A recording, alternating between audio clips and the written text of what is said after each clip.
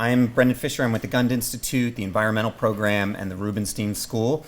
And I just want to try to get across two things today. Number one is that people are weird. And number two, that weirdness can help us achieve better conservation outcomes. When I say people are weird, I'm not talking about those friends of yours that wear those finger toe shoes. Although that's weird.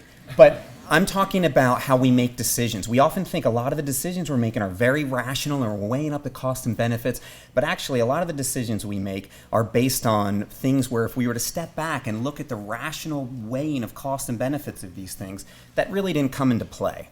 And in order to convince you of this weirdness, I'm going to do a quick 60-second primer on behavioral economics. Behavioral economics is just using psychological insights into our economic decision making. So, I'm just going to give you a couple of thoughts from behavioral economics. One is this framing effect. So we evaluate things based on the information, how the information is presented to us. A classic example of that is this. We've got medicine A. A third of the people who take it die. Medicine B, 2/3 of the people who take it survive. Now these things say the same thing, but most people prefer medicine B to medicine A because it's framed in a way of survival and not death. The endowment effect. We value the things that we own much greater than we would if we didn't own that same exact thing. What does that mean? Classic example is real estate. I have my house. I love this house. Oh, I got to sell it. I'm going to get a lot of money out of it. That's how I value this house. I'm endowed with it. But everybody else thinks, that house isn't so great. Social norming. We follow the norms of our set, of our peers, of how people want us to behave, of how we think people want us to behave.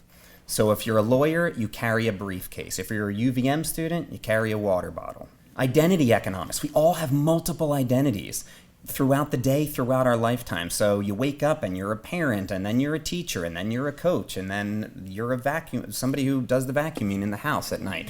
And when we're in these identities, we actually make different decisions than we would if we were in another one of our identity that we were just in 10 minutes before. The great philosopher Russell Brand said it best. All of us have the capacity to be an arsehole.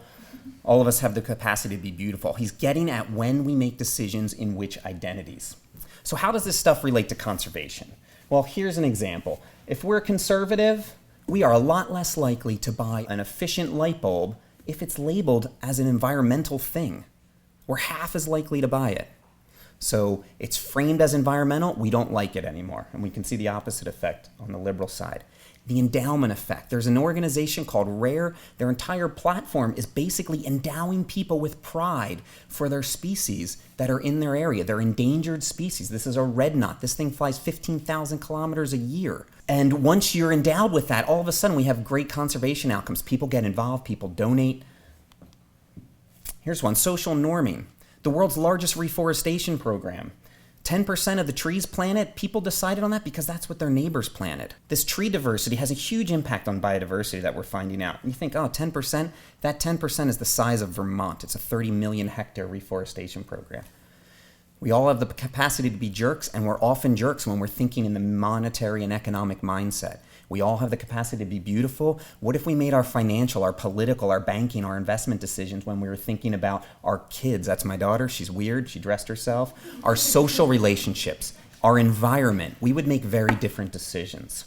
Fortunately, I have Hillary Byerly working with me. She's a researcher at the Gund Institute helping drive forward thinking about these questions. We're writing grants with implementing agencies and Taylor, TNC, to think about questions like how these behavioral insights can help us put more land into conservation, how we can offset climate emissions, carbon emissions, change land management practices. So as the great anthropologist Gregory Bateson said, our biggest problems are the difference between the way nature works and the way people think. We're getting really good at understanding how nature works. We're getting a lot better at understanding how people think and behave. They're weird. And when we can blend those two together, we can come up with better conservation and sustainability outcomes. Thanks.